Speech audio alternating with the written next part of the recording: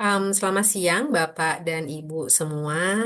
Saya akan mencoba menyebutkan nama Ibu Yuke, Ibu Nur Higiawati Rahayu, Direktur Ketenagakerjaan dari Kementerian Perencanaan atau Bappenas. Dan selamat siang juga kepada para panelis, Ibu Astiti Sukatri Laksana, Kepala HR dari UNDP Indonesia, Bapak Bapak Muhammad Umar, kandidat PhD dari Universitas Sydney.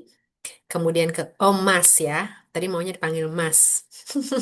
Selamat siang Mas Umar. Kemudian juga kepada Mas Bambang Ramadan yang merupakan pekerja atau pegawai dari PT Pertamina Patraniaga. Selamat siang Bapak dan Ibu, perwakilan dari kementerian, dari Dinas Tenaga Kerja di seluruh Indonesia, asosiasi um, asosiasi pengusaha, serikat pekerja, organisasi yang bekerja dengan orang dengan disabilitas, komisi disabilitas, dunia akademia, private sector atau pemberi kerja, dan juga kepada Bapak Ibu semua dan teman-teman yang hadir di sini semua. Selamat siang.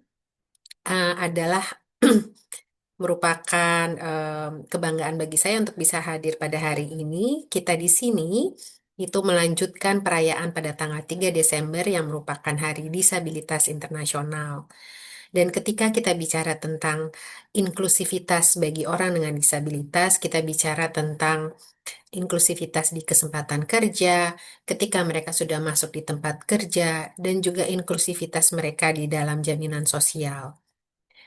Maka kita tahu bahwa orang dengan disabilitas di Indonesia itu secara mayoritas belum masuk ke dalam dunia kerja. Kalaupun ada yang memang sudah bekerja atau aktif, sebagian besar mereka masih berada di sektor informal. Demikian juga dengan perlindungan sosial yang masih terbatas untuk orang dengan disabilitas. Namun di sisi lain kita sebenarnya juga sudah membuat atau sudah melihat banyak kemajuan. Misalnya kita sudah memiliki Komite Nasional untuk Disabilitas. Dan di sini saya izinkan saya untuk mengucapkan selamat kepada semua orang di sini yang setiap harinya bekerja untuk memastikan dan mendukung inklusivitas orang dengan disabilitas, terutama di tempat kerja. Acara ini berhasil kami adakan juga merupakan salah satu bentuk dukungan ILO melalui program Global Accelerator untuk terus mendukung inklusivitas orang dengan disabilitas. Em, Walaupun Hari Disabilitas itu jatuh cuma satu hari di tanggal 3 Desember setiap tahunnya, tapi kita tahu bahwa teman-teman di sini semua yang bekerja untuk inklusivitas sebenarnya bekerja setiap hari untuk isu ini. Dan ini sesuatu yang ingin saya selamati. Dan sebaiknya kita tidak hanya, kalau tadi disebut berkali-kali ya dropping the ball gitu. Jadi tidak hanya sekali kita menjatuhkan atau melempar suatu tindakan, tapi bagaimana kita terus mendampingi usaha ini setiap harinya dalam setiap tahun. Oleh karena itu, kita akan mendengarkan pada siang hari ini presentasi dan juga diskusi dari Ibu Yuke dari Bappenas yang nanti akan memberikan pandangan pemerintah terkait dengan kebijakan-kebijakan terkait inklusivitas. Kemudian Ibu Astiti dari UNDP yang nanti juga akan um, sharing bagaimana organisasi itu bisa melakukan akomodasi terhadap orang-orang dengan disabilitas supaya mereka bisa bekerja. Kemudian Mas Umar nanti akan berbagi bagaimana kita bisa memanfaatkan media dan juga media sosial untuk memperkuat advokasi kita di isu ini. Dan kemudian nanti juga dengan Mas Bambang yang akan sharing langsung tantangan dan juga pengalamannya bagaimana bekerja di sektor formal utamanya. Demikian dari saya, terima kasih dan selamat berdiskusi. Baik, terima kasih banyak Pak Diego untuk sambutannya yang sangat inspiratif mengingatkan kita semua akan komitmen kolektif kita ya untuk sama-sama memajukan inklusivitas disabilitas, terutamanya di tempat kerja. Dan terima kasih juga Mbak Nia atas bantuan untuk translasinya ke bahasa Indonesia. Acara berikutnya kita akan foto bersama dulu bersama para panelis. Jadi persilakan untuk menyiapkan gaya paling kece untuk difoto. Oke, mungkin admin bisa dibantu untuk foto.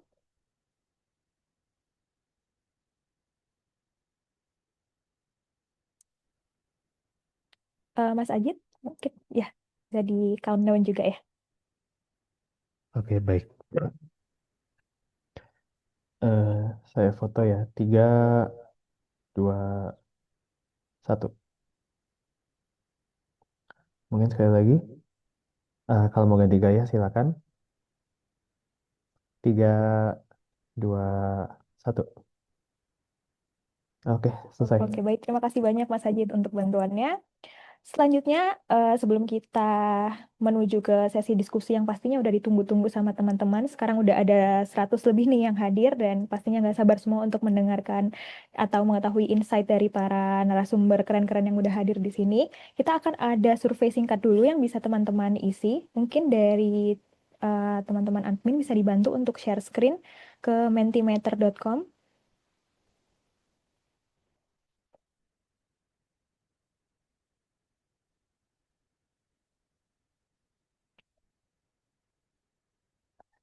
Belum muncul, bentar.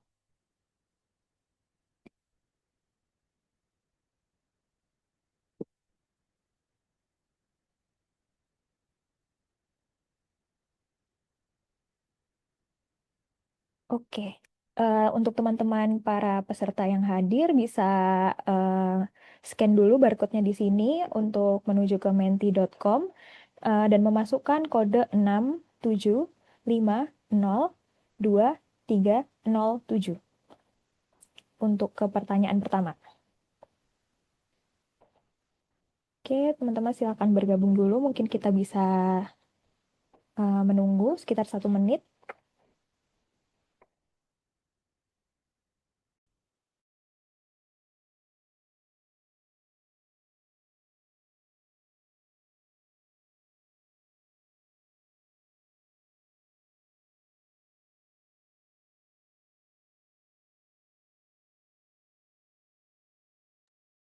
Untuk situs webnya menti.com dengan kode 675023307. Sudah ada sekitar 39 peserta yang bergabung. Mungkin teman-teman yang belum bergabung bisa segera scan QR code-nya atau langsung menuju ke situs web menti.com dengan memasukkan kode yang ada di layar 675023307.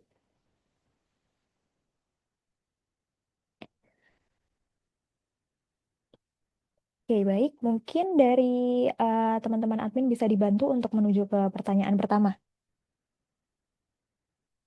Apa yang terlintas di benakmu saat mendengar istilah inklusi disabilitas di tempat kerja? Silakan di-type untuk jawaban teman-teman semua.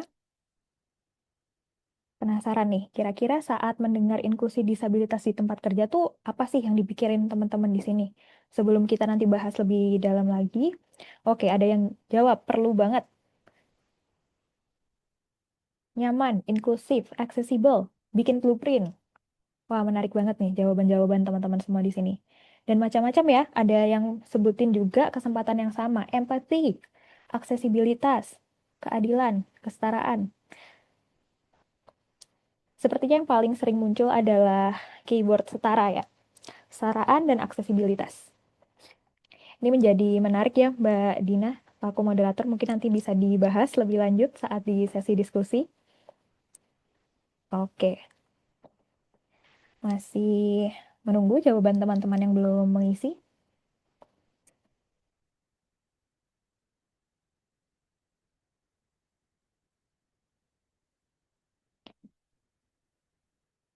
Oke, baik. Sepertinya kita bisa move ya ke pertanyaan selanjutnya. Menurut kamu, apa tantangan yang masih dihadapi tenaga kerja dengan disabilitas di Indonesia? Tantangan apa saja yang kira-kira dihadapi oleh pekerja dengan disabilitas di Indonesia?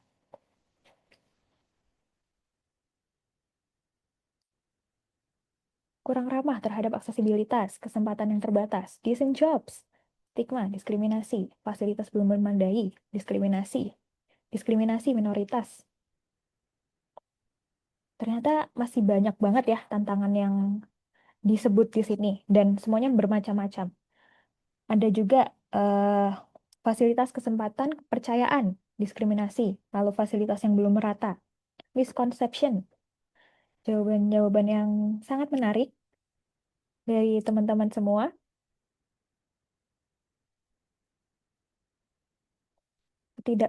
Ketidakpedulian atau masa bodoh. Perusahaan belum siap menerima pekerja disabilitas. Mencari kerja tidak siap masuk ke dunia kerja. Akses fisik yang sulit, fasilitas yang tidak mendukung, atau alat bantu yang kurang tersedia. Diragukan kemampuannya. Employer reluctant to hire. Atau pemberi kerja ragu untuk memberikan pekerjaan ke pekerja dengan disabilitas. Lalu lowongan pekerjaan yang terbatas, dukungan finansial, dan berbagai macam tantangan-tantangan lainnya yang nantinya akan menjadi topik diskusi yang menarik untuk sesi hari ini. Baik, apakah ada tambahan jawaban lagi dari teman-teman yang udah masuk ke Mentimeter?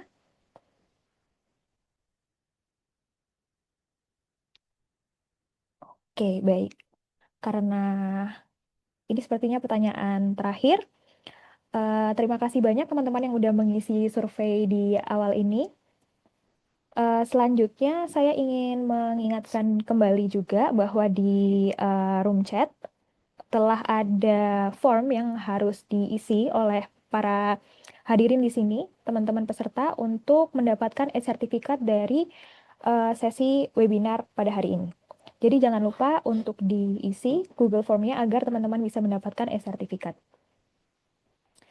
Selanjutnya, tanpa menunggu lama-lama lagi, acara akan saya serahkan ke Mbak Dina Novitasari selaku Program Officer ILO Indonesia yang akan memimpin jalannya sesi diskusi bersama para narasumber. Kepada Mbak Dina, saya persilakan. Terima kasih banyak Mbak Ariel. Bapak Ibu, selamat datang dan terima kasih banyak. Menarik sekali tadi dari hasil Mentimeternya ya. Jadi tadi sudah banyak highlightnya sebenarnya masalah kesetaraan dan akses tadi di awal disampaikan soal inklusi di tempat kerja. Kemudian juga tadi ada banyak sekali tantangan baik dari sisi fasilitas, gap dari regulasi, kemudian kesetaraan untuk fasilitas pendukung untuk bisa mengakses lowongan kerja yang berkualitas begitu ya. Tadi juga masih banyak kendala-kendala baik dari sisi skill, keahlian, financing, infrastruktur yang teman-teman tadi sebutkan di survei. Nah, Bapak Ibu, mungkin dalam 1 jam ke depan kita akan berdiskusi dengan para keempat panelis kita yang luar biasa pada siang ke sore hari ini. Kita akan menggali, tadi sudah sempat disebutkan Pak Diego di depan, dari berbagai aspek dan perspektif dari sisi regulasi, kemudian bagaimana penerapan di level individu, di level perusahaan maupun di level kebijakan, dan bagaimana kemudian peran media bisa berkontribusi membentuk narasi dan juga mengembangkan advokasi yang bermakna. Bapak Ibu, sebagai konteks, penerjemah bahasa isyarat sudah tersedia dan closed caption Bapak Ibu bisa juga klik di kanan bawah, itu ada tombol CC atau show caption jika memerlukan closed caption. Bapak Ibu, para panelis mohon mengurangi penggunaan jargon yang mungkin terlalu teknikal atau mungkin singkatan-singkatan yang jika disebutkan mohon juga disebutkan definisinya sehingga lebih mudah diikuti oleh para audiens. Dan juga terakhir kecepatan berbicara sedikit mungkin bisa lebih rendah karena kita perlu juga waktu untuk menerjemahkan. Baik, Bapak Ibu, kita ada 4 pembicara. Pembicara yang pertama Ibu Yuke. Nah, Ibu Yuke ini adalah Direktur Ketenagakerjaan dari Bappenas. Terima kasih, Ibu Yuke. Nah, saat ini menjabat sebagai Direktur Ketenagakerjaan, tapi sebelumnya sudah memiliki berbagai peran di Bappenas, khususnya di bidang kehutanan dan juga di bidang lingkungan. Nah, beliau aktif mendorong isu keberlanjutan, Bapak Ibu, dan juga baik penulisan paper di dalam dan luar negeri, aktif terlibat dalam berbagai diskusi. Beliau memiliki gelar S3 di bidang ekonomi lingkungan dari Universitas Queensland. Kemudian beliau menamatkan S2 teknik lingkungan di Northwestern University, Illinois.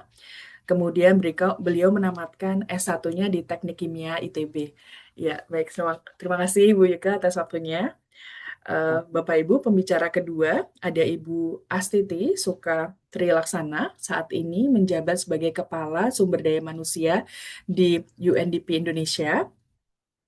Kemudian beliau memiliki pengalaman lebih dari 20 tahun di bidang sumber daya manusia, menjadi Kepala Unit HR, Human Resources, dan juga mendukung berbagai mission Bapak Ibu seperti di Kyrgyzstan, USA, kemudian Sri Lanka, Thailand, dan juga Ethiopia. Jadi luar biasa pengalaman Bu Astiti, Bapak Ibu di berbagai negara. Beliau memiliki gelar postgraduate diploma di bidang manajemen sumber daya manusia dari University of Western Australia dan juga Certified International HR Study dari Cornell University. Terima kasih Ibu Astiti. Pembicara ketiga tidak kalah Bapak Ibu luar biasanya ada Mas Umar, PhD kandidat dari Universitas Sydney. Beliau saat ini meneliti isu tentang aktivisme disabilitas berbasis Instagram. Beliau didanai scholarship dari Kementerian Keuangan Republik Indonesia. Beliau aktif di Center for Disability Research and Policy atau Pusat Studi Disabilitas dan Kebijakan.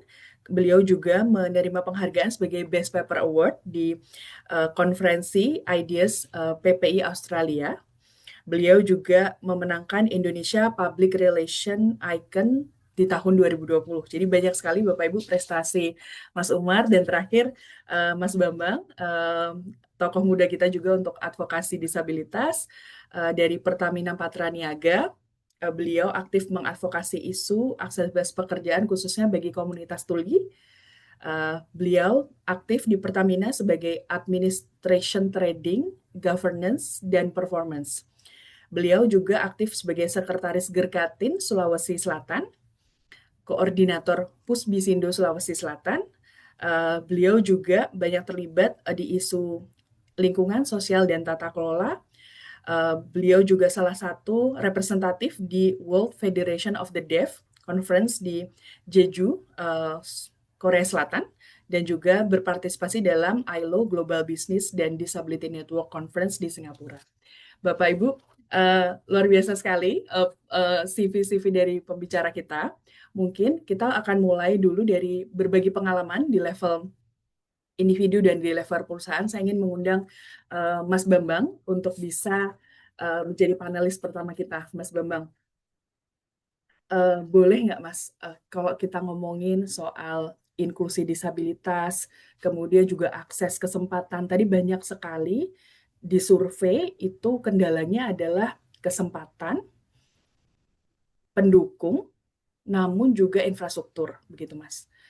Dan ada banyak sekali kendala lainnya. Boleh diceritakan mungkin Mas Bambang, bagaimana pengalaman pada saat Mas Bambang mulai untuk mencari pekerjaan, kemudian sampai pada pekerjaan saat ini. Saat itu, apakah ada support atau pendukung-pendukung yang diterima oleh Mas Bambang? Kemudian, apakah juga Mas Bambang menerima support dari organisasi saat ini untuk bisa kemudian mengembangkan karir dan juga bisa kemudian memanfaatkan talenta dan juga potensi terbaiknya sebagai juga salah satu advokasi untuk komunitas tuli di Indonesia. Mungkin kami persilahkan Mas Bambang untuk sharing pengalaman pribadinya.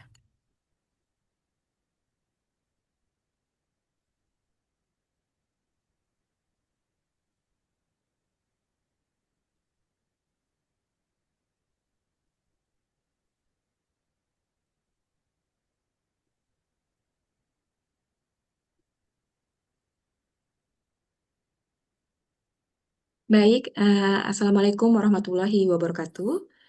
Selamat siang, Bapak dan Ibu sekalian. Terima kasih sudah memberikan kesempatan dan mengundang saya hari ini untuk berbagi.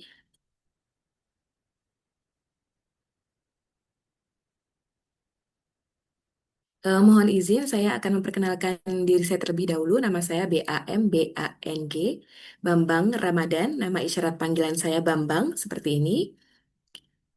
Saat ini saya bekerja di bidang administrasi trading and governance.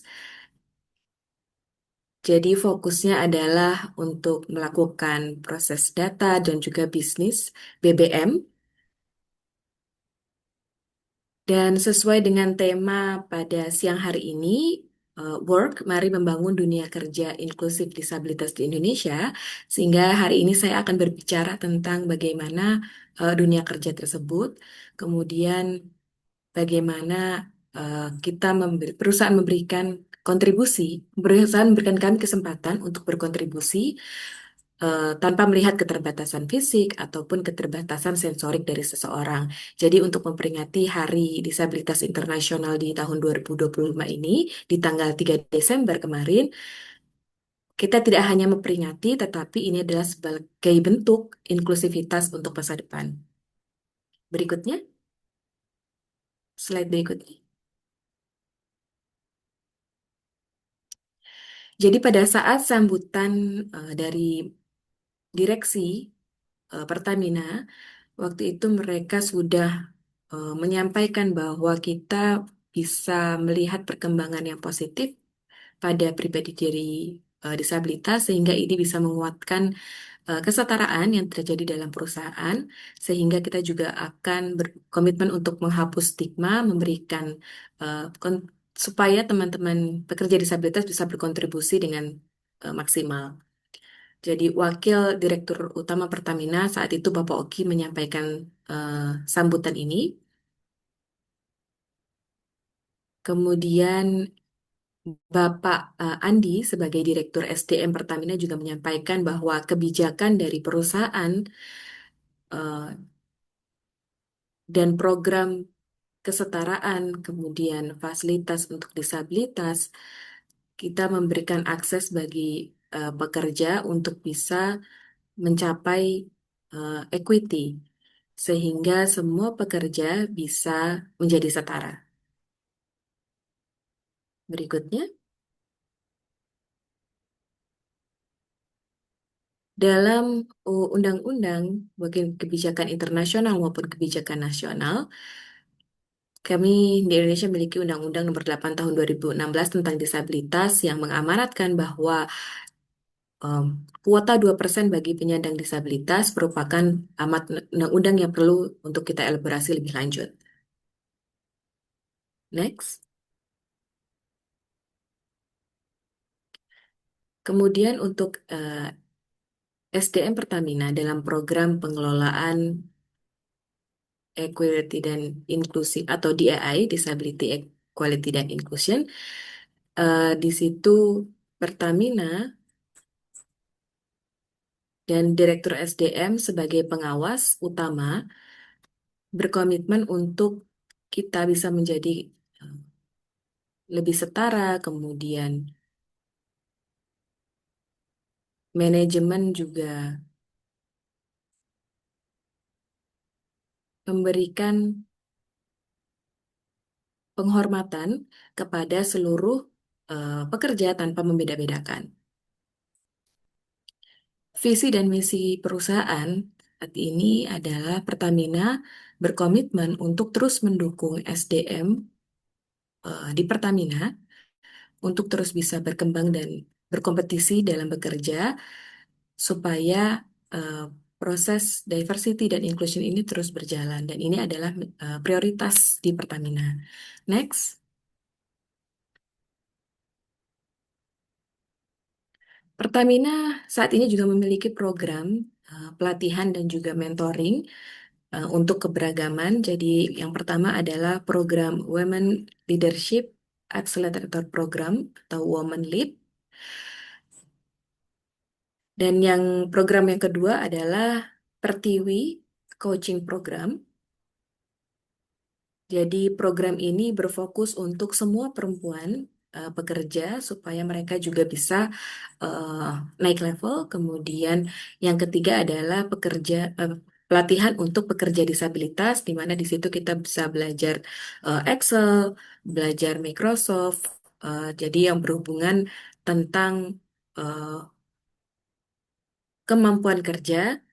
Kemudian ada juga pelatihan untuk sensitif disabilitas bagi pekerja Pertamina.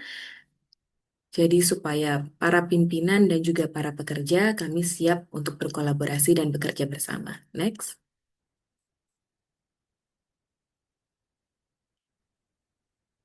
Dan pelatihan serta mentoring untuk keberagaman ini juga ada pelatihan lain. Yang pertama adalah pelatihan anti kekerasan, kemudian kita harus menghormati kebijakan dalam tempat kerja. Kita harus saling menghormati, tidak boleh ada kekerasan, baik secara fisik maupun kekerasan seksual. Kemudian kita juga belajar tentang apa itu disabilitas, supaya bisa dipahami bersama. Dan yang ketiga adalah tidak boleh ada eh, diskriminasi, dan itu semua sudah dituangkan dalam aturan dalam perusahaan supaya eh, perusahaan bisa lebih inklusif bagi para pekerjanya.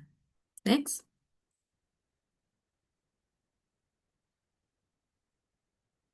Lingkungan kerja bagi tuli,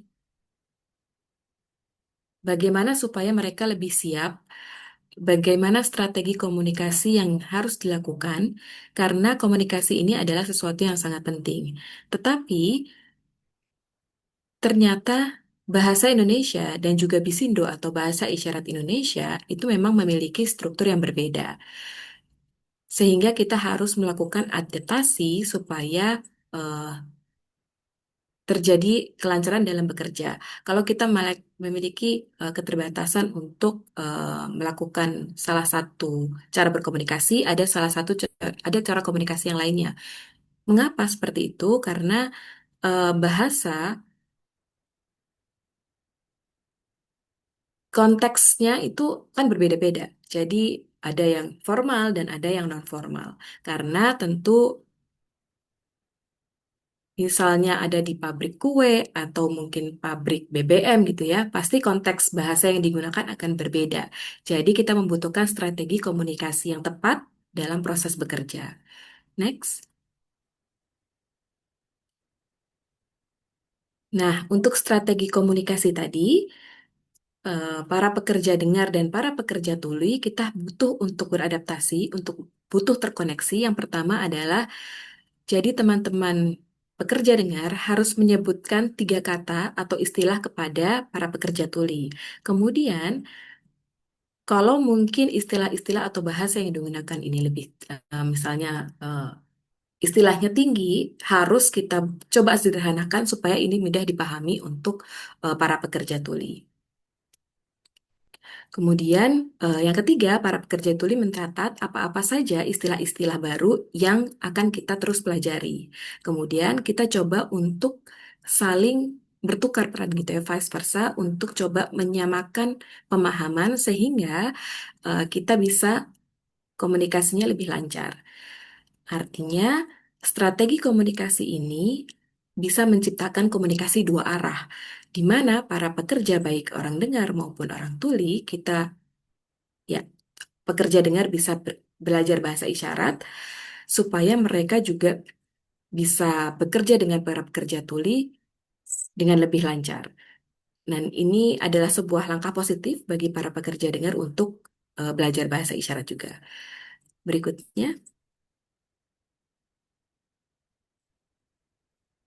saya terlibat dalam berbagai kegiatan internal maupun eksternal. Dari Pertamina, setiap tahun saya terlibat dalam kegiatan yang berhubungan tentang disabilitas, karena perusahaan memberikan kesempatan kepada saya, para pekerja disabilitas, untuk bisa meningkatkan kinerja. Dan juga kegiatan-kegiatan ini saya melakukan advokasi. Ada juga banyak sekali kegiatan-kegiatan internal yang di mana ini sebuah kesempatan juga untuk melakukan advokasi kepada para pekerja lainnya. Ada juga kemarin kita memperingati Hari Disabilitas Internasional, kemudian ada juga training Microsoft, Excel, dan sebagainya. Jadi ada banyak hal yang kita pelajari dan disabilitas dilibatkan dalam setiap kegiatan tersebut. Next. Kemudian untuk kegiatan-kegiatan yang saya ikuti, ini adalah program ESDM di mana ada perekrutan pekerja disabilitas. Eh, Dan juga di lingkungan tempat saya bekerja, saya juga mengajarkan bahasa isyarat kepada teman-teman yang lain. Dan saya juga sebagai relawan bagi anak-anak. Jadi saya juga lagi-lagi mengajarkan bahasa isyarat. Kita ajarkan sejak dini, sejak anak-anak masih kecil. Dan pesertanya adalah orang-orang dengar. Dan kemarin saat konferensi di WFD di Jeju, Korea, saya saat itu fokus untuk melakukan advokasi di sana karena situasi di Asia dan Eropa itu situasi kerjanya sangat berbeda. Sehingga saya saat itu berbagi pengalaman dan juga di bulan September kemarin saya terbang ke Singapura untuk belajar tentang bisnis disabilitas dan kegiatan ini difasilitasi oleh ILO. Di sana saya belajar tentang bagaimana melakukan manajemen, kemudian saling bertukar informasi tentang aksesibilitas dan diskusi-diskusi lainnya. Hmm.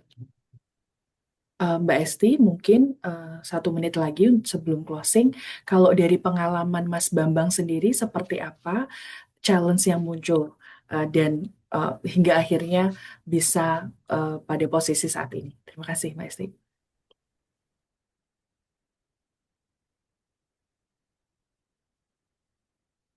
Baik, kalau untuk tantangan eh, bekerja di awal itu saya ya memang belum siap, masih belum siap karena kita membutuhkan proses adaptasi di awal. Itu ada terjadi banyak sekali tantangan ya, sehingga saya coba untuk melakukan perkenalan dengan orang-orang dengar. Kemudian saya memperkenalkan dan menunjukkan bahwa saya adalah orang tuli.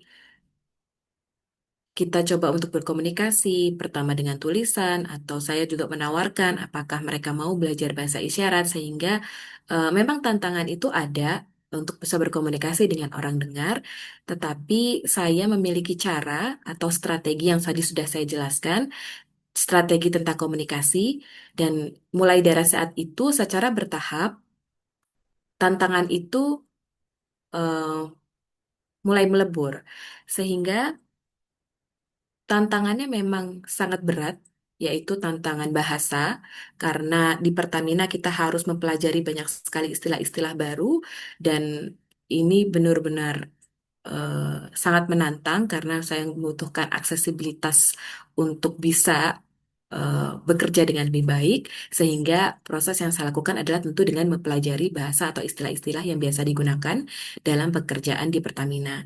Tentu supaya pekerjaan yang saya lakukan sesuai dengan eh, etika yang berlaku di perusahaan tempat saya bekerja.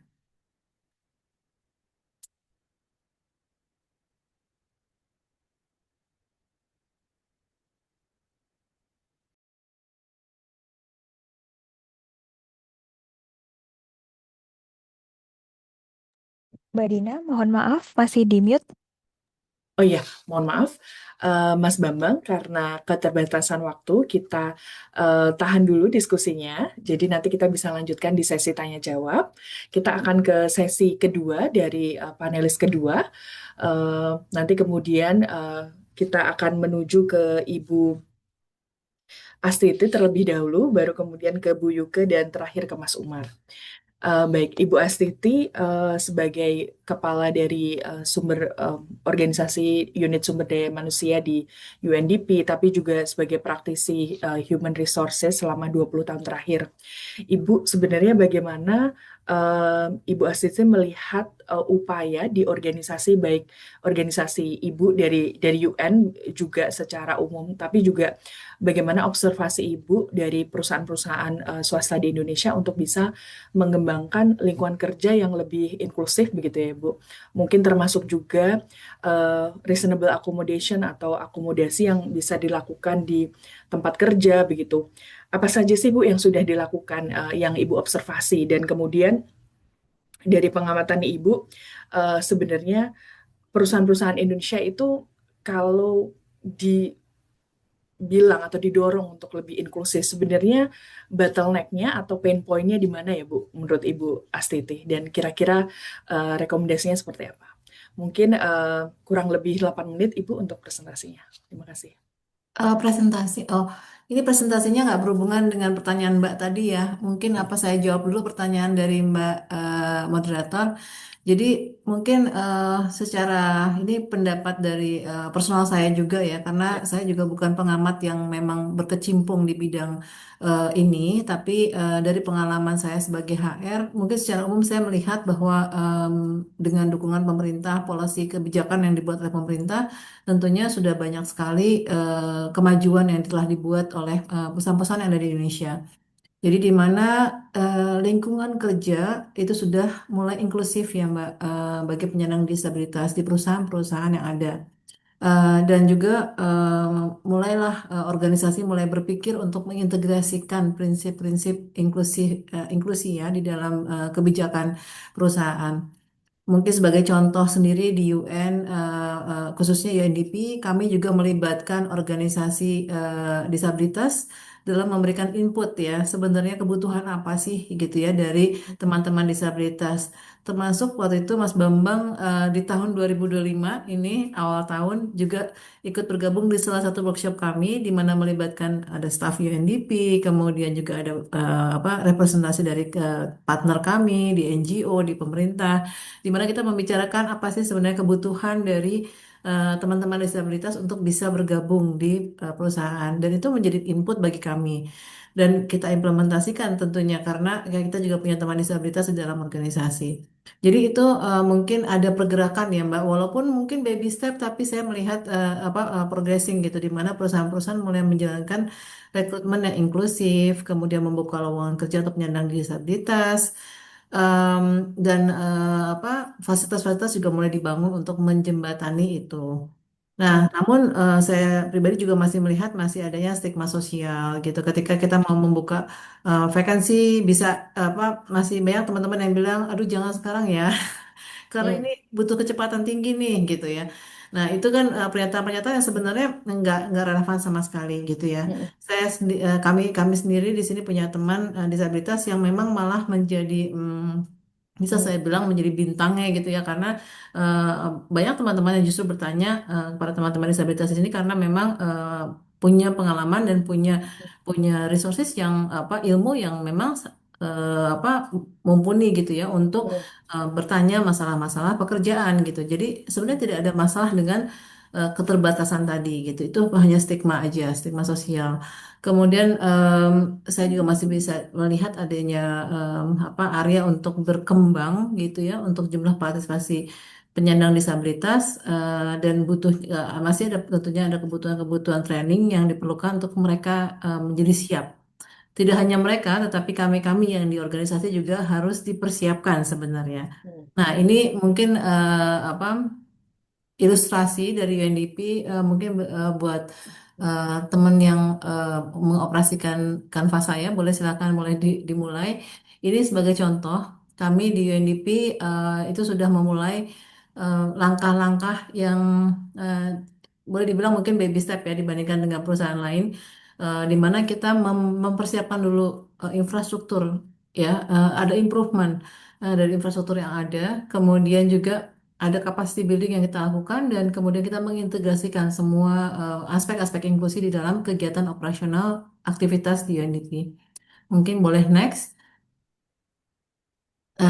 Next lagi. Nah, ini infrastruktur yang kami bangun juga tidak semata-mata tidak segera ya, karena memang ini bertahap sejak tahun 2022 ya, kami sudah mulai bergerak berdasarkan waktu itu kita ada assessment dulu, kemudian ada rekomendasi dari assessment itu kita jalankan sedikit demi sedikit karena tentunya ini investasi ya yang cukup besar. Kemudian juga kita ada workshop yang seperti yang saya sampaikan, workshop yang waktu itu dihadiri Mas Bambang juga. Kemudian kita ada series of workshop yang bersifat untuk mendapatkan feedback. Nah, di sini kita mulai membangun seperti yang terlihat accessibility parking area sudah dikhususkan untuk teman-teman disabilitas bisa membawa kendaraan. Dari mulai masuk tempat parkir sampai ke gedung, kita pikirkan juga bagaimana aksesnya bisa teman-teman itu masuk dengan nyaman ya. Kemudian juga baru-baru saja kita men-set satu lift elevator untuk salah satu teman disabilitas kami sehingga bisa independen dia secara independen naik dan turun dari lantai yang berbeda.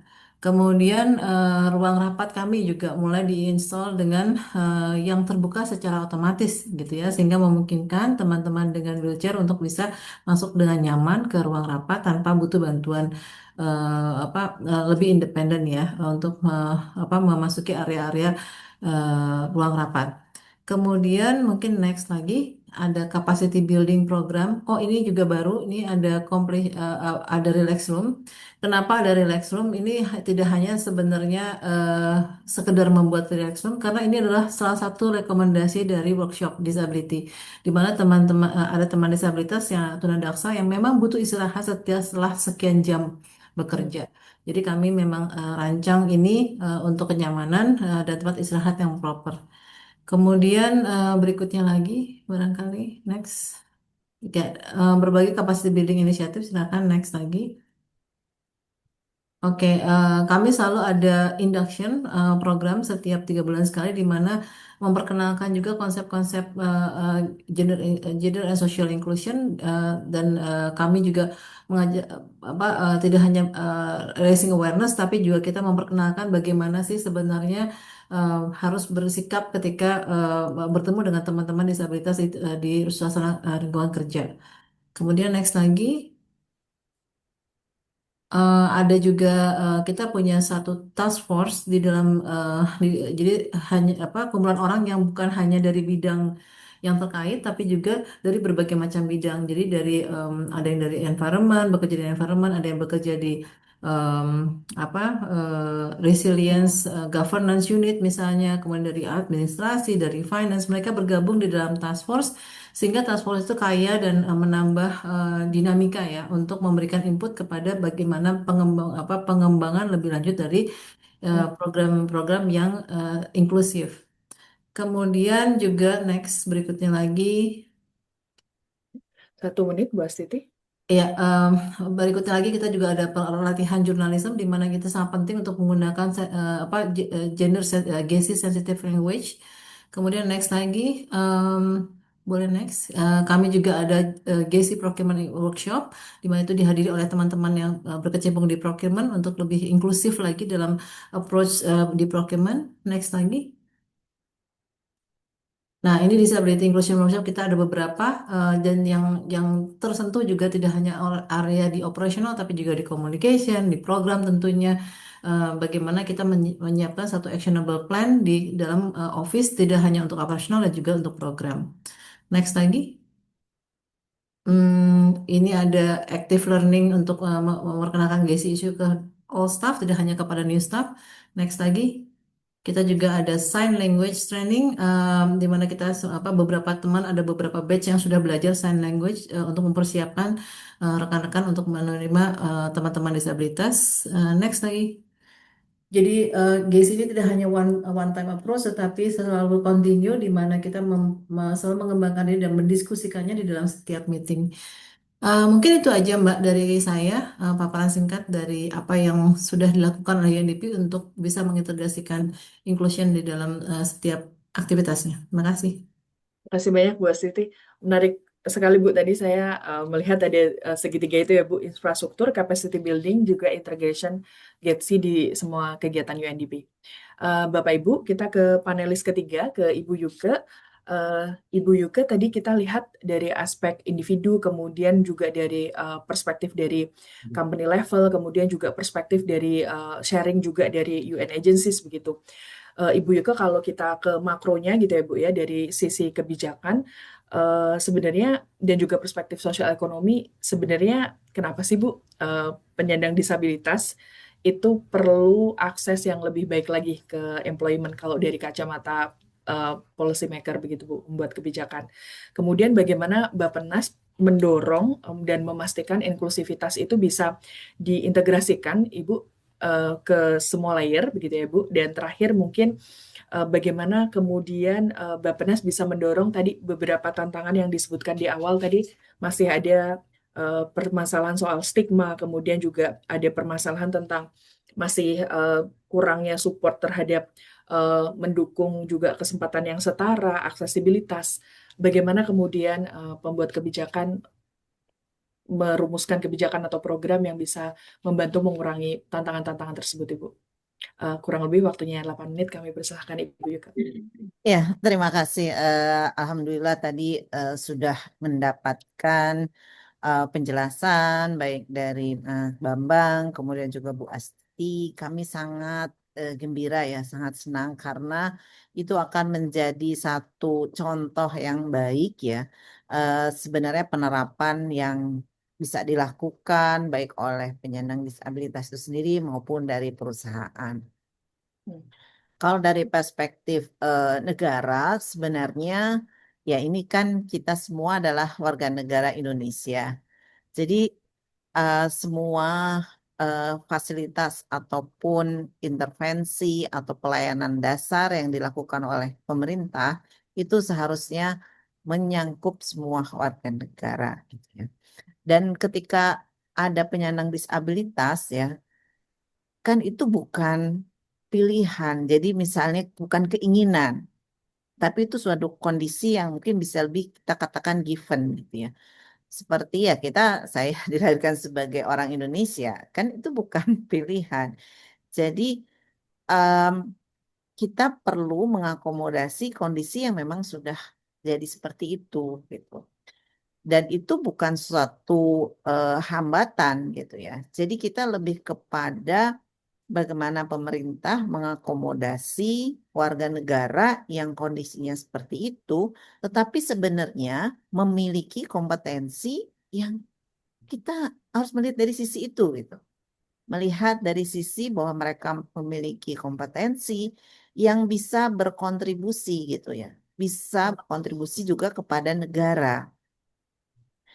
Nah, itu yang sebenarnya ya dilihat oleh pemerintah bahwa sebagai warga negara bisa juga sebagai pekerja, bisa juga mendapatkan kesempatan untuk bisa bekerja dan mengoptimalkan kemampuan yang ada untuk berkontribusi kepada negara. Jadi itu ya kita kita lihat ya. Jadi bukan hambatan, tetapi sebagai potensi yang pemerintah tuh harus melihat itu. Jadi dari sisi sosial, ini kan kita juga ada ya transformasi sosial di dalam Undang-Undang Rencana Pembangunan Jangka Panjang. Dan itu sudah dituangkan bahwa kita harus memiliki sumber daya manusia yang berkualitas sehingga bisa mendukung Indonesia Emas 2045 tanpa kecuali ya. Siapapun harus memiliki kompetensi itu. Di sisi lain, kita juga memiliki transformasi ekonomi yang memerlukan sumber daya manusia tadi untuk mendukung ini. Kalau kita tidak memiliki sumber daya manusia yang memadai, ya tidak bisa tercapai transformasi ekonomi. Jadi kita melihatnya secara komprehensif. Nah, tadi kalau dilihat gitu ya, memang untuk mendapatkan tadi pemerintah juga mendapatkan kontribusi dari seluruh warganya. Ini kan tadi tidak bisa di generasi semua. Jadi kita juga harus memahami ada kebutuhan-kebutuhan dari kelompok-kelompok tertentu, bukan saja penyandang disabilitas. Misalnya tadi untuk perempuan, untuk yang eh, berlansia gitu ya, untuk anak-anak, semua harus diakomodasi. Nah, ini sebenarnya kita terus-menerus me, apa ya, melaksanakan sosialisasi sehingga bisa dipahami oleh semua. Untuk memastikan tadi bahwa pemerintah itu inklusivitas itu bukan hanya jargon gitu ya. Nah, salah satu yang memang kita eh, butuhkan adalah kekuatan kebijakan, kemudian peraturan. Nah, kebijakan tadi ada di RPJMN, di RPJPN. Nah, kemudian dari sisi regulasi, kita sudah ada undang-undang untuk penyandang disabilitas. Yang mungkin kita perlu adalah bagaimana penerapan dari undang-undang tersebut. Nah, penerapan ini di pemerintah kita juga dorong. Jadi di untuk penerimaan CPNS yang baru itu juga sudah ada kuota dan Bappenas pun sebagai contoh harus itu. Dan kita sudah lakukan. Bahkan di direktorat kami sekarang ada juga penyandang disabilitas. Kemudian kita bagaimana pemerintah juga bisa ada eh, tadi ya dukungan untuk kebijakan dari penganggaran. Bagaimana ruang kerja, bagaimana di kantor gitu ya, perlu mengakomodasi berbagai kebutuhan para penyandang disabilitas. Dan kemudian mungkin seperti Kementerian Perhubungan harus memikirkan transportasi yang juga bisa mengakomodasi penyandang disabilitas. Rasanya kita masih sangat terbatas. Bahkan fasilitas di jalan trotoar itu juga belum sepenuhnya bisa dilewati oleh penyandang disabilitas. Jadi ini kita juga perlu ya kesempatan bekerja, kesempatan ini tuh selain juga tadi bisa berkontribusi kepada negara, kita juga sebenarnya memperkuat sumber daya manusia itu sendiri gitu ya. Dari sisi bahwa mereka meningkatkan rasa percaya diri, mereka bisa juga mandiri gitu. Mereka juga bisa melihat bahwa posisi mereka itu penting di komunitas. Nah, itu tadi ya untuk sisi sosial. Jadi membuktikan bahwa disabilitas ini bukan penghalang untuk berkinerja, berkontribusi pada sisi aspek-aspek sosial. Sama dengan tadi ekonomi, saya rasa Mas Bambang ini udah menjadi satu contoh yang saya rasa juga tidak cuma satu ya, gitu. Tapi disinilah melihat bahwa nggak ada kok gitu ya bedanya dengan yang lain sama. Gitu. Jadi itu ini keragaman saja, keragaman bahwa kita sebagai manusia di dalam kehidupan ini ada hal-hal yang terjadi dan itu perlu diakomodasi. Nah, selain di pemerintah, memang kita juga perlu mengakomodasi bagaimana perusahaan bisa juga tadi seperti UNDP, mungkin UNDP ada dorongan dari lembaga internasional ya. Tapi kita juga perlu mengapresiasi dari Pertamina eh, sudah eh, mengangkat hal tersebut. Jadi kita juga eh, perlu memastikan perusahaan itu juga bisa memandang yang sama. Sebenarnya baru kemarin ya, mungkin kemarin atau 2 hari yang lalu, saya mendapatkan juga em, apa ya, tapi pernyataan yang jujur karena perusahaan tersebut belum bisa mengetahui apa keuntungan atau bisa dikompensasi ya dengan mereka menyediakan akomodasi akses bagi penyandang disabilitas untuk kemudian dikonvert investasi tersebut menjadi profit. Nah, ini sebenarnya itu tantangan. Tapi bagi kami itu jadi suatu yang bagus ya, masukan bagus kepada pemerintah untuk kami memikirkan hal tersebut juga gitu. Karena eh, tipe perusahaan beda-beda. Kami juga memahami itu. Ada perusahaan besar, ada perusahaan kecil gitu ya. Nah, ada juga mungkin wirausaha yang perlu kita eh, tadi sama gitu ya, memikirkan mengakomodasinya secara berbeda-beda. Nah, di dalam RPJMN, RPJP itu ada indikator yang sangat kuat ya sebenarnya. Baik. Inilah persentase penyandang disabilitas yang bekerja di sektor formal. Nah, jadi ini juga eh, kita angkat. Kemudian kita juga ada beberapa kebijakan atau program, misalnya Baik. ada 1 unit menit Ibu layanan Yuka. ya, Baik. unit layanan disabilitas yang ada di Dinas Ketenagakerjaan di daerah. Dan itu pun bukan hanya unit ya, walaupun ini kita baru, kita ingin memastikan bahwa unit itu juga bisa berjalan, bisa memberikan pelayanan, bisa menjadi akses bagi para penyandang disabilitas untuk bisa mendapatkan kesempatan kerja. Karena tadi ya, mungkin informasi mengenai apa sih pekerjaan yang bisa dilakukan oleh para penyandang disabilitas, inilah yang kami juga bangun di ULD tersebut, ini layanan disabilitas.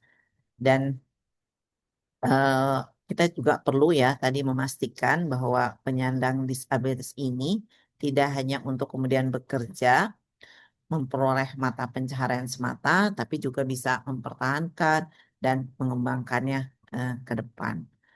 Itu yang apa ya, dan kita juga sekarang di sisi pelatihan, balai-balai pelatihan juga mencoba untuk melihat lagi dari sarana prasarana, karena sebenarnya kami dorong untuk jumlah eh, yang dilatih itu ada penyandang disabilitas juga harus diikutkan. Jadi mereka kalau ada pelatihan em, harus menyiapkan sarana dan prasarana dan akses untuk bisa ke sana.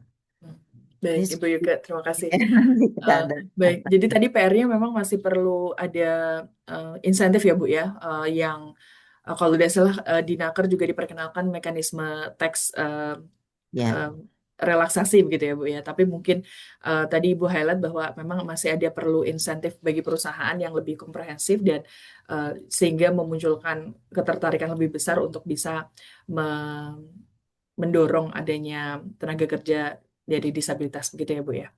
ya. Baik, kita tahan dulu Bu diskusinya. Tadi masih ada banyak poin dan pertanyaan terus berdatangan Bapak Ibu. Eh, Kami akan ke pembicara terakhir, ke panelis terakhir Mas Umar. Mas Umar tadi diskusinya menarik Mas. Tadi udah dari level individu, perusahaan dan kemudian government Mas. Nah, di Indonesia ini memang kebanyakan sekarang isunya adalah sudah mulai banyak advokasi di sosial media, kemudian terkait juga dengan risetnya Mas Umar tentang disability, aktivisme disabilitas berbasis Instagram. Nah, mungkin pertanyaannya Mas, beberapa netizen bilang no viral no justice gitu ya Mas ya. Tapi kemudian juga semua orang punya media, semua orang bisa bersuara sehingga gaungnya lebih banyak ya Mas. Nah, pertanyaannya kalau dari observasi Mas Umar melihat perkembangan advokasi isu disabilitas di Indonesia, eh, bagaimana sih Mas perbandingannya sebelum dan sesudah era sosial media ini begitu Mas? Dan kemudian bagaimana media, termasuk media sosial, itu bisa mendorong transformasi diskusi isu inklusi disabilitas di tempat kerja, sehingga narasi yang dibentuk tidak hanya disabilitas sebagai bentuk tokenisme, tapi juga keterlibatan yang bermakna seperti itu. Mungkin waktunya kurang lebih 7-8 menit, kami persilahkan Mas Umar. Baik, terima kasih Mbak, dan juga selamat malam dari Sydney, teman-teman. Perkenalkan, saya Umar. Tadi mungkin belum sempat dibahas bahwa saya juga seorang disabilitas pada kedua tangan. Dan saya bersyukur dengan disabilitas ini bisa punya kesempatan untuk belajar lebih banyak lagi, terutama juga bisa bekerja secara inklusif. Jadi saya punya pengalaman 5 tahun sebagai humas di Untak Surabaya. saat itu. Dan kemudian akhirnya saya memutuskan untuk resign dan melanjutkan studi S3. Saya ingin membahas sedikit tentang bagaimana sih Australia sebagai negara tempat saya tinggal memandang disabilitas. Jadi, kalau dibandingkan dengan Indonesia itu sangat beda ya. Jadi, kalau di Indonesia itu harus ada viral dulu, misalnya ada kopi kamu atau mungkin kopi tuli. Itu kalau misalnya nggak viral, orang-orang nggak akan datang ke situ.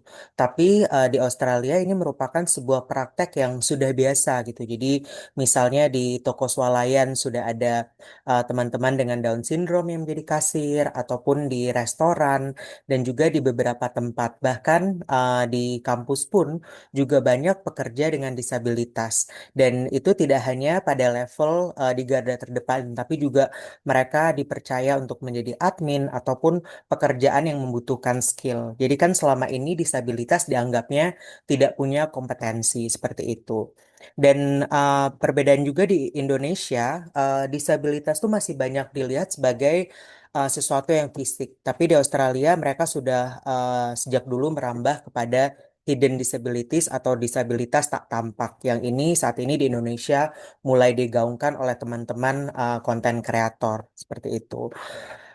Dan sejujurnya kenapa saya studi S3 karena kabur dari Indonesia. Jadi saya sempat mendaftar sebagai dosen, kemudian alasan penolakannya adalah karena saya disabilitas. Padahal saya punya kompetensi, saya S1, S2, bahasa Inggris saya nggak jelek lah gitu. Kemudian ketika S3 pun saya mengajar banyak kelas, semester ini juga mengajar 5 kelas dengan mahasiswa internasional seperti itu. Jadi ditolak di Indonesia dan ternyata diterima di Australia begitu. Jadi sambil studi S3 juga gitu. Jadi inilah yang perlu kita pelajari bagaimana melihat dari orangnya saja, bukan fokus pada disabilitasnya. Ini yang banyak terjadi di Indonesia, terutama di social media.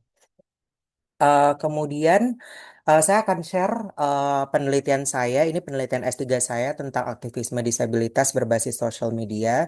Jadi yang banyak terjadi pada kreator disabilitas di Indonesia adalah mereka korban dari masyarakat, korban dari sistem yang kurang baik, yang kurang berpihak pada disabilitas. Jadi mereka korban dan akhirnya mereka berjuang bagaimana untuk menyuarakan isu-isu disabilitas, isu-isu masyarakat inklusif melalui media-media digital. Dan perbedaannya kalau dulu mungkin kita terbatas ya, masyarakat disabilitas, media pun mengecap disabilitas sebagai masyarakat dengan level kedua atau masyarakat yang tidak kompeten lah. Nah, dengan melalui media digital ini banyak sekali penyandang disabilitas dan juga orang tua mereka yang mulai meningkatkan representasi disabilitas secara digital dan ini yang menjadikan tadi kenapa viral menjadi penting juga karena dengan adanya viral ini membantu masyarakat disabilitas untuk meraih hak mereka.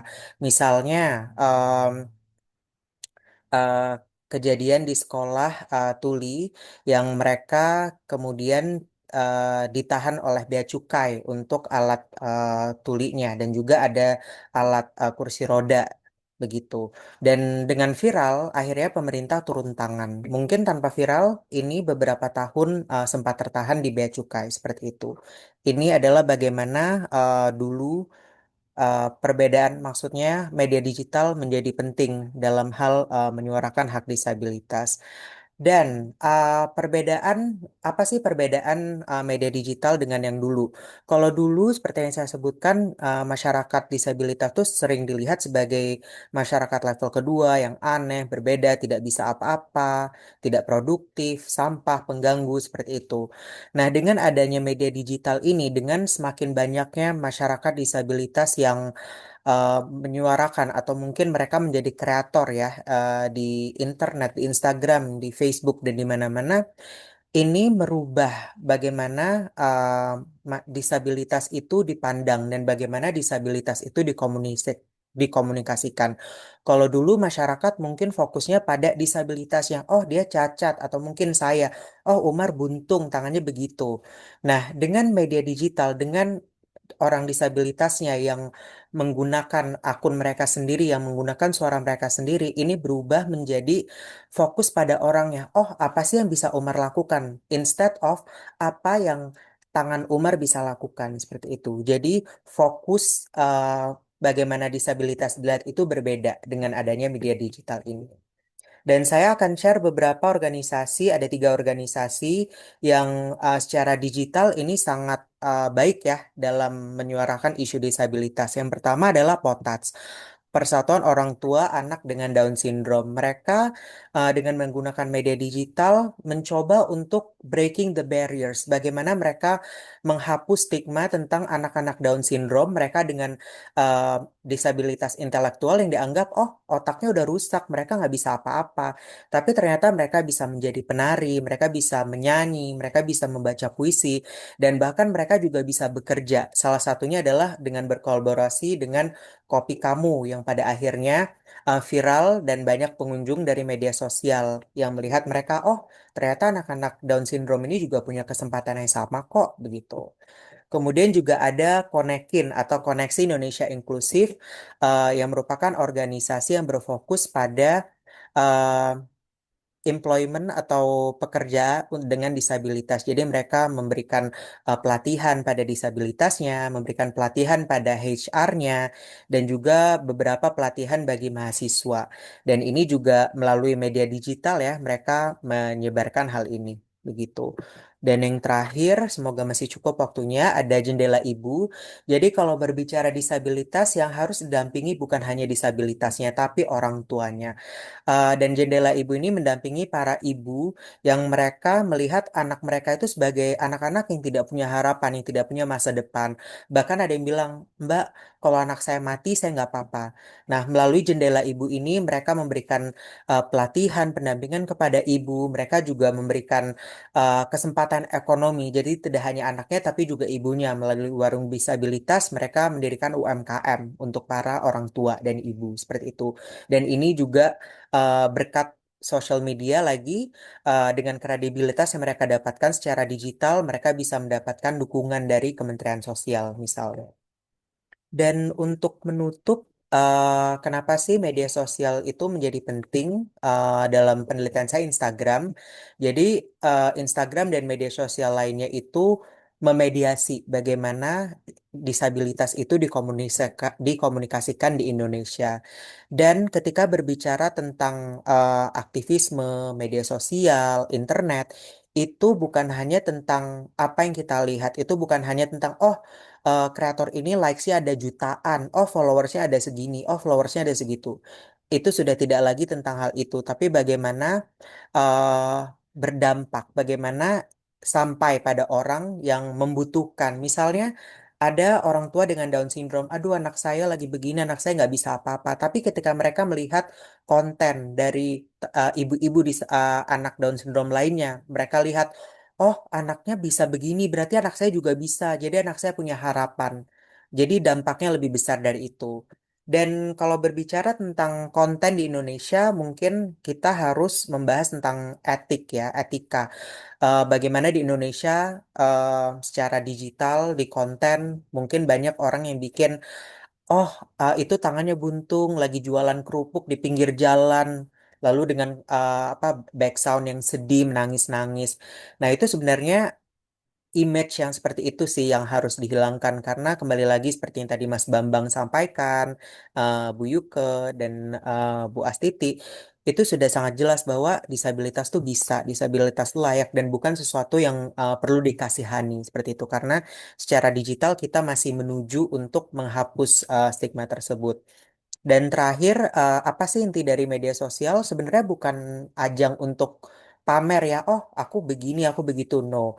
Tapi ini lebih kepada ajang untuk berkoneksi, bagaimana sesama orang tua atau sesama penyandang disabilitas bisa berkoneksi satu sama lain untuk saling berbagi informasi, apa sih yang disabilitas bisa lakukan, apa sih kesempatan untuk disabilitas yang bisa kita ikuti, seperti itu. Dan demikian dari saya, terima kasih. Saya kembalikan ke Mbak Dini. Terima kasih banyak Mas Umar.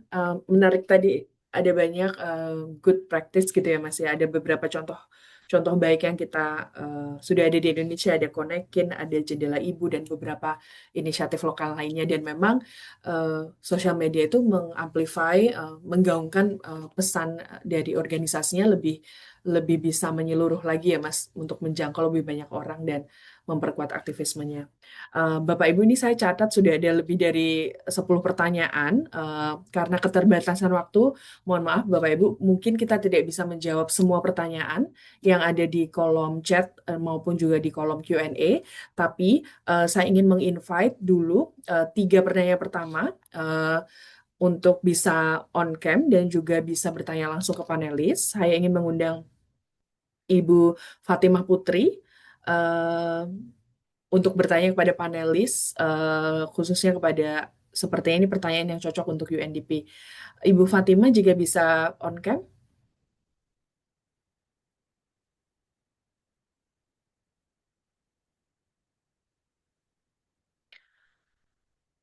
admin mohon di unmute.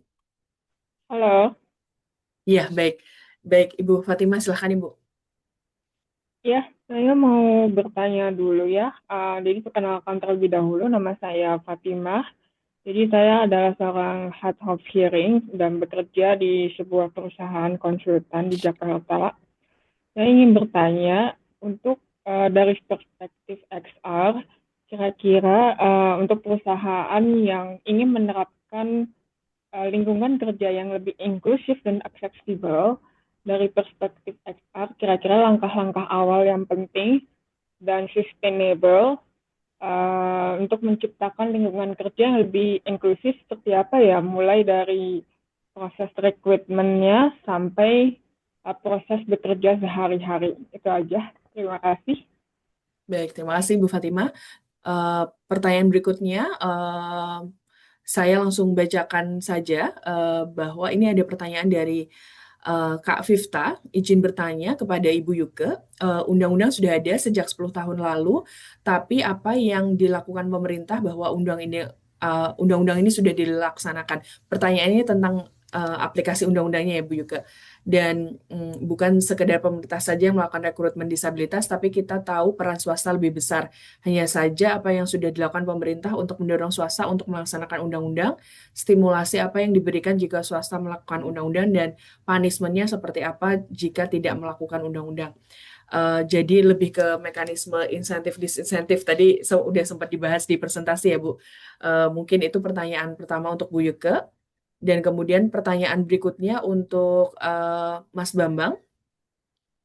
Ini ada di kolom chat bahwa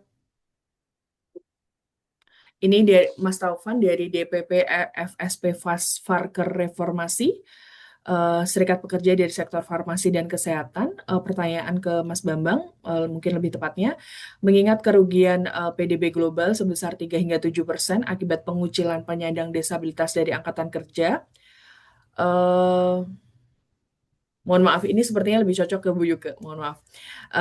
Jadi sebenarnya kerugian kalau kita tidak merekrut pekerja dengan disabilitas cukup besar ya Bu ke ekonomi. Apa yang paling mendesak untuk diadopsi Indonesia untuk bisa secara strategi ekonomi Bu untuk bisa mengurangi kerugian ini seperti itu. Dan kemudian ada pertanyaan khusus untuk Mas Bambang terkait dengan ini apresiasi bahwa luar biasa Pertamina memiliki 2,52% tenaga kerja penyandang disabilitas. Pertanyaannya, apakah semuanya dari pencari kerja disabilitas yang diterima bekerja, Mas, atau sebagian dari tenaga kerja return to work? Return to work maksudnya sebelumnya sudah bekerja, tapi mungkin terjadi sesuatu, kemudian menjadi disabilitas, baru kembali bekerja.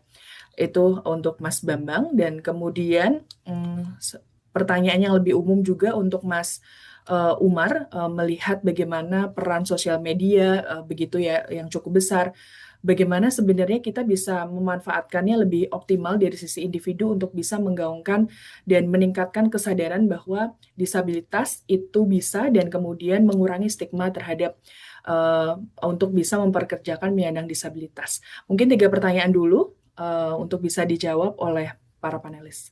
Mungkin kita bisa ke Ibu Astiti dulu.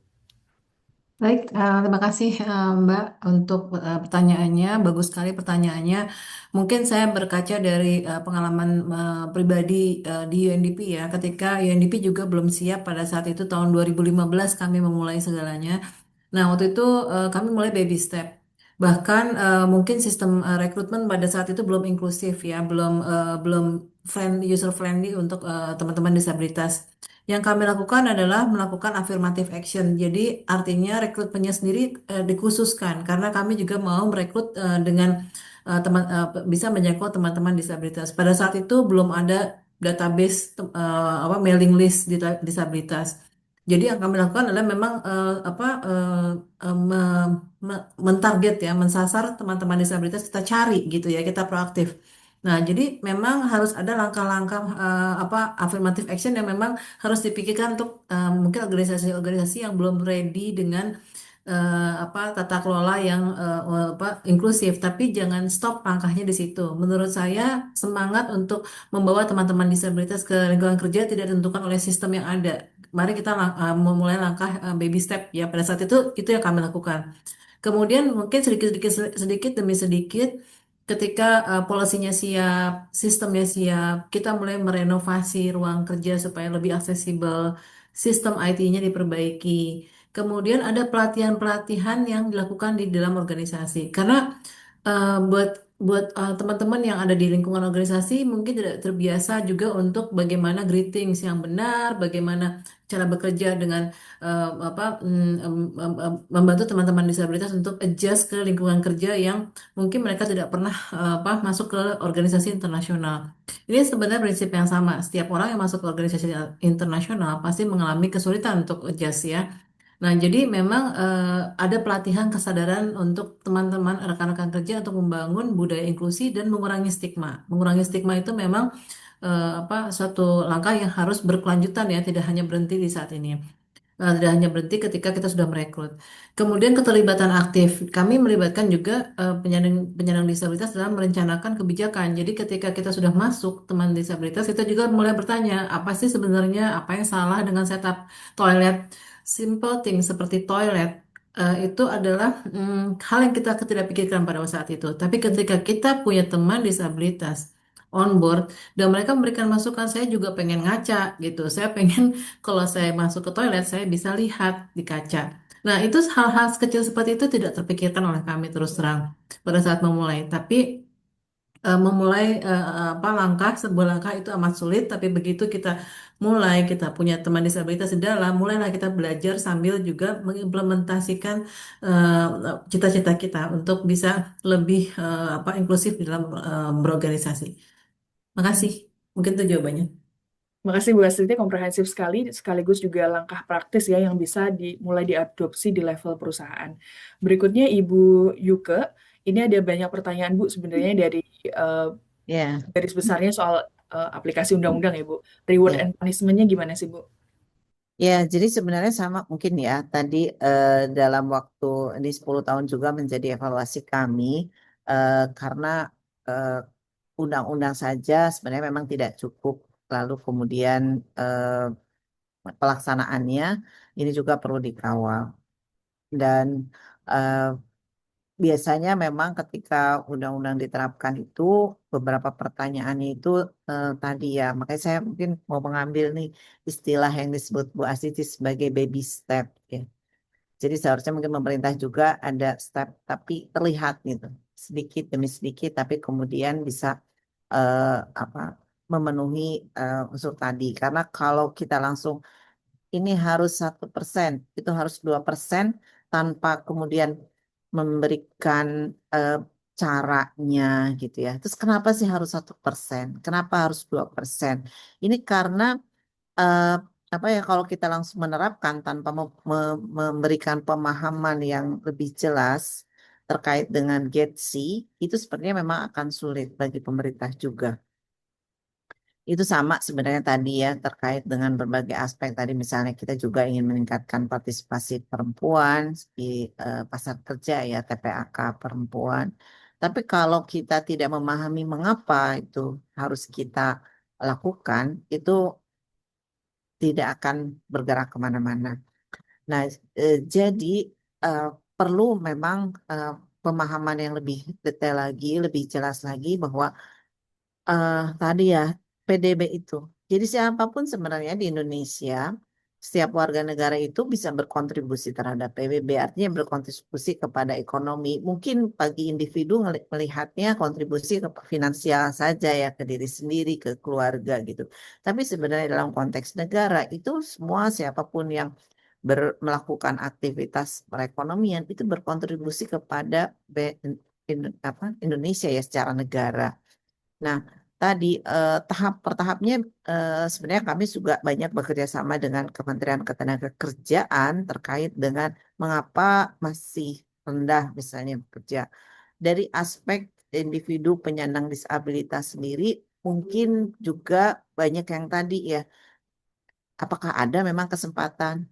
Lalu bekerjanya seperti apa? Bagaimana? Wah, saya masih susah untuk ke situnya juga gitu. Jadi yang kami dapatkan informasi seperti itu. Jadi ini yang kita perlu juga memberikan pemahaman melalui berbagai asosiasi bahwa pemerintah sudah membuka eh, kesempatan besar. Kemudian dari keluarga, betul.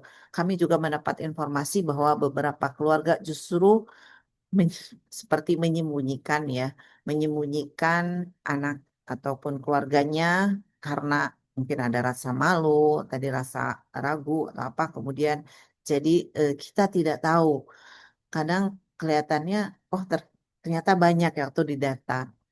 Ada juga kami sempat berkunjung ke satu ULD, kemudian juga yang apa petugas sana juga mendapatkan data dari perusahaan, ternyata kok tidak ada penyandang disabilitas. Ternyata yang bersangkutan itu tidak mau dimasukkan sebagai penyandang disabilitas. Jadi ya kalau kita masuk ke detail, memang ternyata banyak aspek-aspek yang pemerintah ini masih harus perhatikan, yang mungkin selama 10 tahun ini tidak terlalu menjadi perhatian. Nah, kami pemerintah tidak bisa langsung waktu itu ya, bagi tadi saya ada baca juga ya punishment itu langsung bagi perusahaan yang tidak menerapkan itu langsung di apa tadi mungkin dikenakan denda, kemudian di perusahaannya misalnya tidak diberikan izin lebih lanjut dan sebagainya. Terima kasih itu sebagai masukan, tetapi sepertinya memang tugas pemerintah juga harus memberikan pemahaman yang lebih sehingga tadi perusahaan itu memandangnya ini bukan beban, bukan kayak ya udah disuruh pemerintah begitu gitu, tanpa memahami dengan lebih baik mengapa sih harus melakukan itu dan kemudian apa timbal balik baik dari perusahaan maupun dari penyandang disabilitas. Saya rasa sama mungkin prosesnya dengan UNDP ya. Oh, ternyata begitu di sini, oh ada yang kurang lagi. Jadi baby step itu memang sangat perlu baik juga bagi pemerintah untuk tahap-tahap.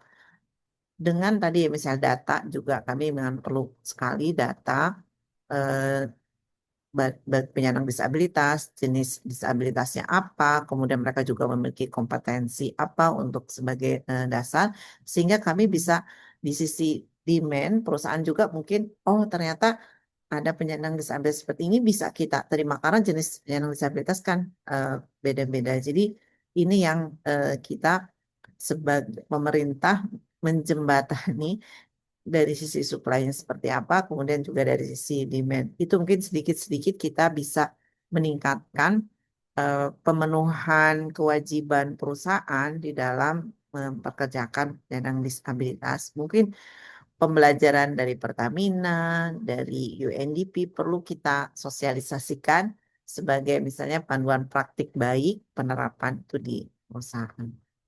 Ini singkatnya seperti itu ya, Adin.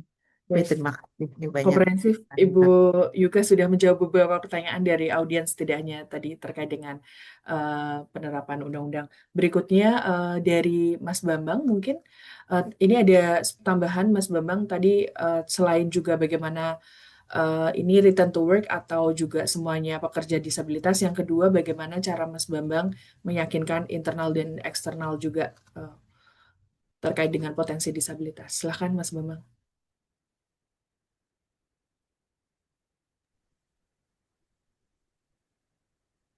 Baik, terima kasih untuk pertanyaannya. Jadi untuk pekerja disabilitas di Pertamina itu memang proses penerimaan rekrutennya memang teman-teman disabilitas yang mendaftar sebagai disabilitas. Jadi mereka diterima eh, dan juga statusnya sebagai pegawai kontrak (PWT), pegawai paruh waktu di bawah anak perusahaan dari Pertamina, namanya adalah Pertamina Training and Consulting, disingkat PTC. Dan di sini PTC mengelola kontrak-kontrak bagi para pekerja. Jadi ketika TKPD ini sudah mulai bekerja di Pertamina Persero, mereka nanti akan ada proses eh, kontrak di PTC. Jadi PTC ini melakukan rekrutmen dalam proses PWT. Saat ini memang masih proses. Jadi kalau saya pribadi saat ini saya masih menjadi pegawai kontrak di Pertamina. Untuk pegawai tetap, memang saya belum diangkat karena masih berjuang untuk menuju proses itu, tetapi kemungkinan Pertamina masih akan melakukan proses audit bagi para pekerja. Kita melihat kualitasnya seperti apa, bagaimana kualitas kualitas disabilitas, apakah dia bisa menjadi pimpinan dalam pekerjaannya.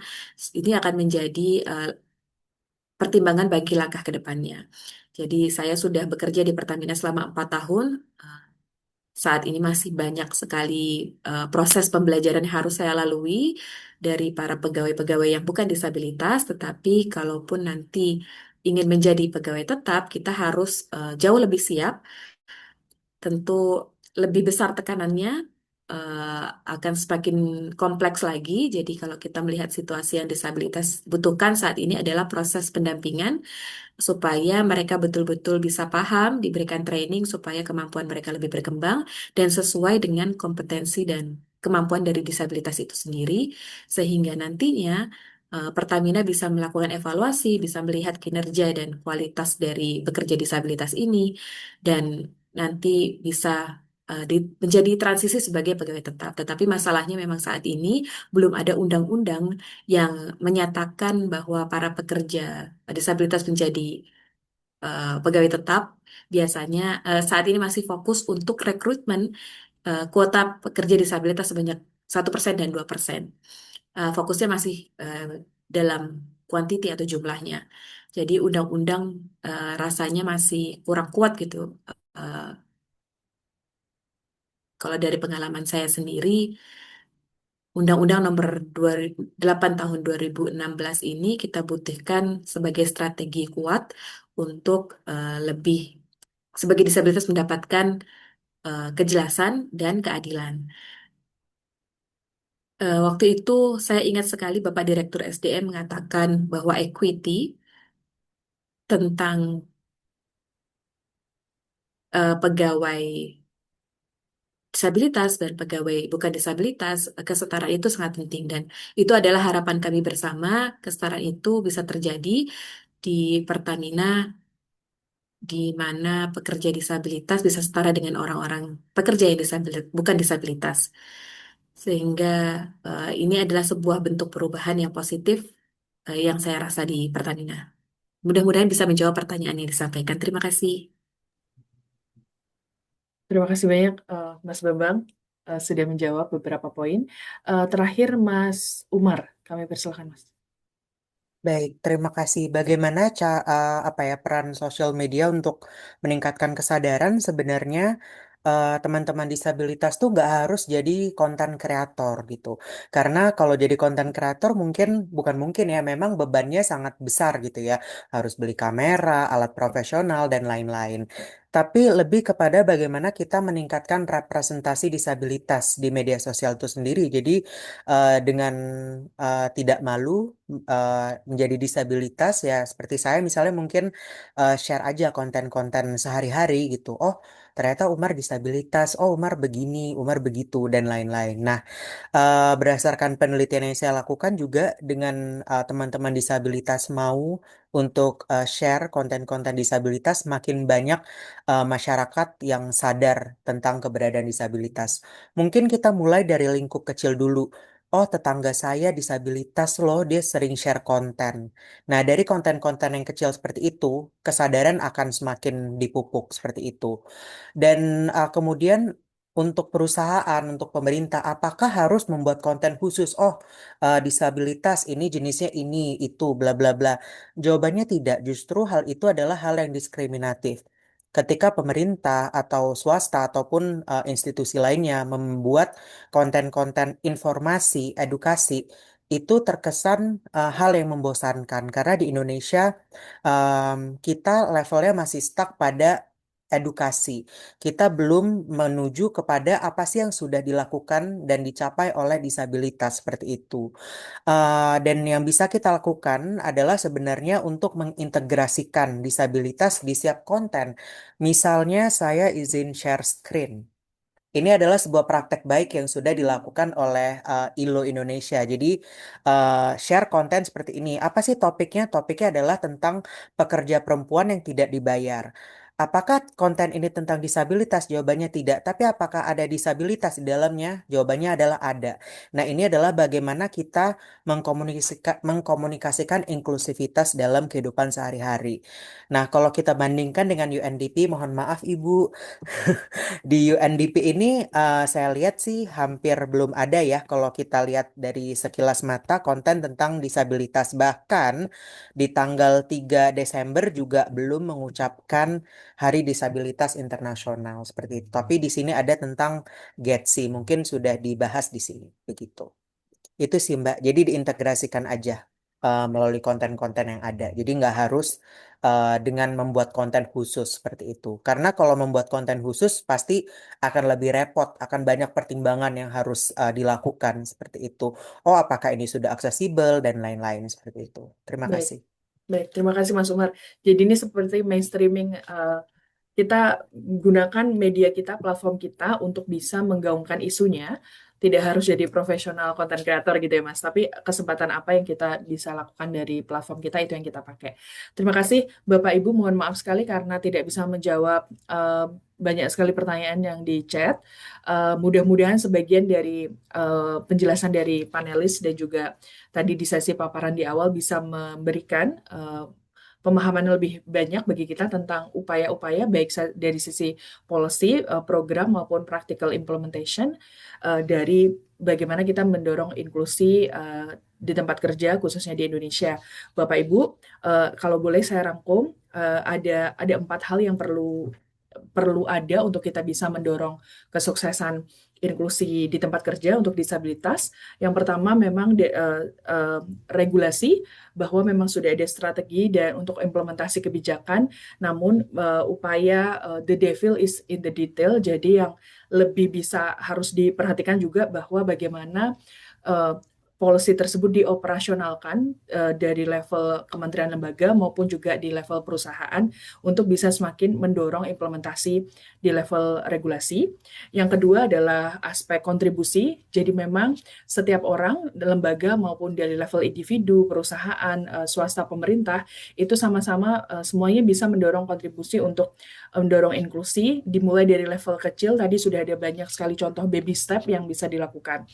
Yang ketiga, perlu ada support system, meminjam dari slide dari Mbak Astiti terkait dengan perlu ada infrastruktur, capacity building, dan juga integrasi mainstreaming dari kegiatan gender equality, disability, social inclusion pada program dan juga pada inisiatif yang dilakukan oleh perusahaan.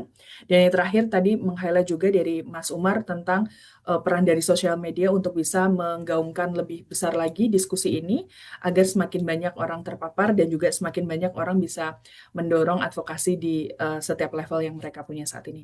Bapak Ibu, terima kasih banyak atas waktunya, terima kasih banyak atas partisipasi aktifnya. Silahkan untuk mengisi link absen di chat box agar Bapak Ibu bisa juga mendapatkan e-sertifikat dari event kali ini. Mungkin untuk closing, Pak Diego, jika Bapak bisa memberikan mungkin 1 menit closing, Pak Diego, before we close the webinar.